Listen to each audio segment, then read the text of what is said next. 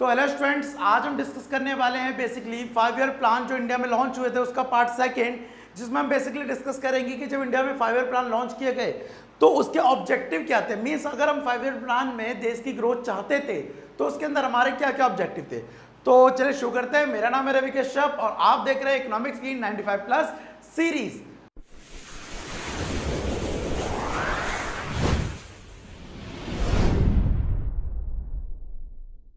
तो स्टूडेंट, जैसा कि आज का टॉपिक में हम डिस्कस करने वाले हैं 5 ईयर प्लान के गोल्स। तो आपको बता दूं, मैंने यहाँ पर 2 कैटेगरी में गोल्स को बांटा है। एक है लॉन्ग टर्म गोल जो लंबे समय तक चलेंगे, जिसको एक सीमित समय में कवर नहीं किया जा सकता, और दूसरा है शॉर्ट टर्म गोल। तो सबसे पहले मैं आपको शॉर्ट टर्म गोल समझाता हूँ क्योंकि ये बहुत जरूरी है। शॉर्ट टर्म गोल किसी एक स्पेसिफिक 5 ईयर प्लान में लॉन्च नहीं करे गए। पूरी अब तक की जितनी 12 5 ईयर प्लान करे गए हैं उनके अंदर डिफरेंट कुछ ये थे, तो मैंने मेन ले लिए हैं। आप बाद बाकी बुक से रीड कर लेना, राइट साइड में जो लिस्ट दी हुई है उसके अंदर दिए हुए हैं। देखिए, सबसे पहला क्या था। सबसे पहला हमारा जो शॉर्ट टर्म गोल था वो था हायर एग्रीकल्चर प्रोडक्शन, क्योंकि हमारी जो मेजॉरिटी ऑफ पॉपुलेशन है वो कौन सेक्टर में काम कर रही है, एग्रीकल्चर सेक्टर में काम कर रही है। तो हमें चाहिए था कि हम अपने एग्रीकल्चर सेक्टर के प्रोडक्शन को बढ़ाएं। आपको मैं बता दूं, 1960 के टाइम पे एक ऐसा टाइम भी आया था कि हमारे पास फूड ग्रेन की बहुत ज़्यादा कमी हो गई थी, तो उस वजह से भी एग्रीकल्चर के प्रोडक्शन को बढ़ाना बहुत ज़रूरी था। Next point, focus on industry sector. मैंने जैसा कि आपको बताया कि उस टाइम पे सबसे ज़्यादा जो डिपेंडेंट लोग थे वो थे एग्रीकल्चर पे, और एग्रीकल्चर सेक्टर कहीं ना कहीं बैकवर्ड की निशानी होता है। अगर आपको ग्रोथ करनी है तो आपको service sector, industry sector focus करना पड़ेगा। तो हमारे को फोकस करना था किसके ऊपर, इंडस्ट्री सेक्टर के ऊपर। ये हमारा शॉर्ट टर्म गोल था। उसके बाद हमारी पॉपुलेशन वर्ल्ड में बहुत ज़्यादा थी, और आज भी मैं कहूँ तो सेकेंड नंबर पे हम आते हैं पॉपुलेशन के मामले में।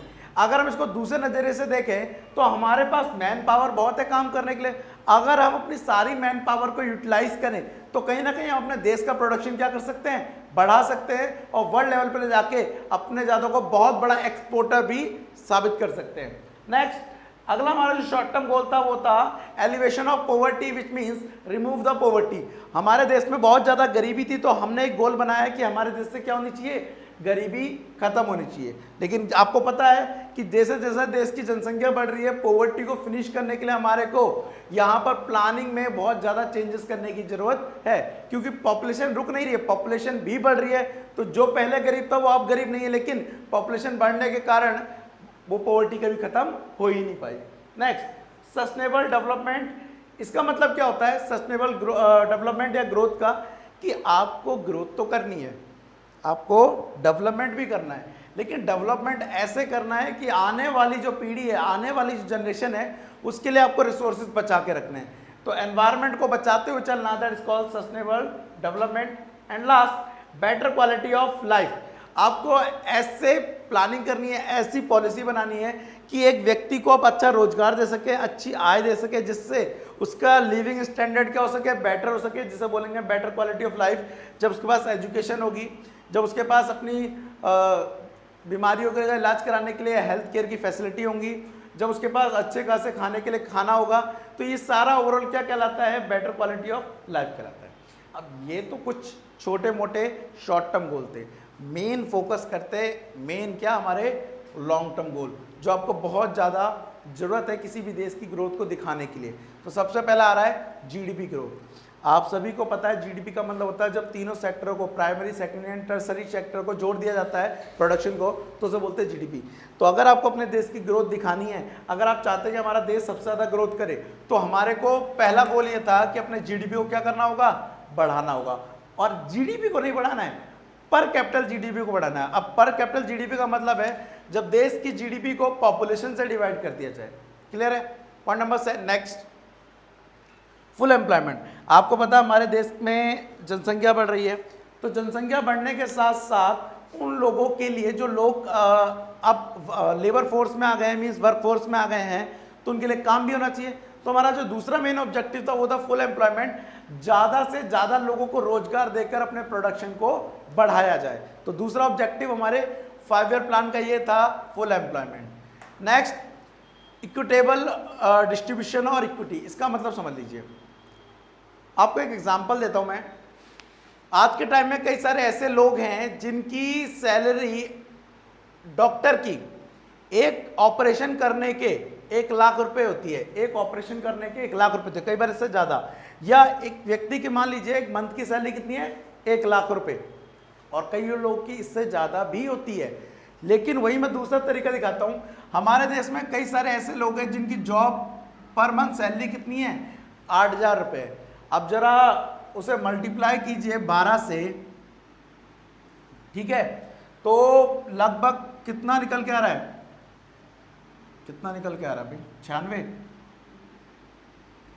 12 इंटू, तो देखो अब 96 निकल के आ रहा है, 96,000।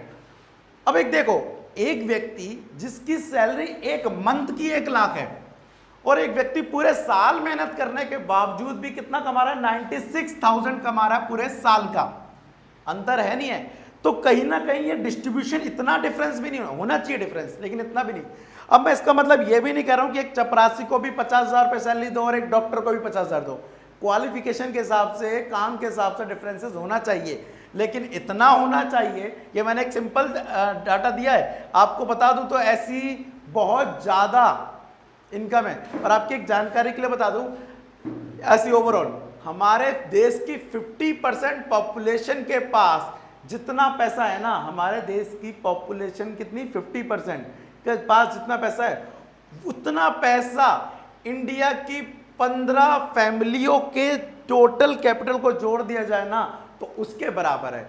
अब आप सुनते होंगे टाटा, बिरला, अंबानी, ये सब, तो रियलिटी, इन रियलिटी पहले मैं कुछ और डाटा दिया था, लेकिन आज की रिपोर्ट के हिसाब से यह है कि देश के 50% जनसंख्या का पैसा ओनली 15 फैमिली के टोटल कैपिटल के बराबर है। तो भाई कहां गया ये वाला point, equitable distribution of income, equity कहां है, सब बराबर। तो हम जो डायलॉग मारते हैं, जो बोलते हैं कि अमीर और अमीर हो रहा है, गरीब और गरीब हो रहा है, वो कहीं ना कहीं हमारा एक लॉन्ग टर्म गोल था जो अभी भी पॉसिबल नहीं हो पाया है। तो सेकंड पॉइंट था equitable, third point equitable distribution of income. हमारे को सबको इनकम एक तरह से इक्वल देनी है बाय उनके काम के बेस पे। अब सबसे इंपॉर्टेंट चीज मॉडर्नाइजेशन। हमारे देश में अगर आपको ग्रोथ करनी है, हमारे देश को अगर आगे ले जाना है, तो आपको अपनी टेक्नोलॉजी को मॉडर्न करना पड़ेगा, प्रोडक्शन की, सर्विसेज की, है ना। तो मॉडर्नाइजेशन का मतलब है पुरानी टेक्निक को छोड़कर नई टेक्निक को अडॉप्ट करना। IT sector, software, engineering goods, ये बहुत सारी चीजें, इन सबको लेके आना और पुराने तरीकों को छोड़ना, इसे बोलते हैं मॉडर्नाइजेशन। तो किसी भी देश की, नेशन की ग्रोथ के लिए जरूरी है कि वो क्या हो, मॉडर्न हो, कपड़ों से नहीं, मशीनों से, ठीक है। अब बात करते हैं सबसे पहले और सबसे लास्ट में self sufficiency. It is also known as import substitution. मैं लिख देता हूं और इसका मीनिंग समझाता हूं, शायद सुनकर आपको जरा धक्का लगे। इंपोर्ट सब्स्टिट्यूशन, ठीक है। अब इसका मतलब क्या है, इसके पॉइंट को समझाने के लिए मैं आपको एक एग्जांपल देता हूं। 1965 में हमारी वॉर चल रही थी पाकिस्तान से, और उस वॉर में कहीं ना कहीं इंडिया मजबूत पड़ रहा था, किसके ऊपर, पाकिस्तान के ऊपर, और हम उसे हराने ही वाले थे, हरा ही दिया था, क्या बहुत अंदर तक खदेड़ दिया था हमने पाकिस्तान के एरिया को। लेकिन उस वक्त क्या हुआ था, इंडिया अपने पे डिपेंड नहीं था, उसका जो फूड ग्रेन्स था, उसका जो चावल गेहूं था, वो कहां से आता था, यूएसए से आता था।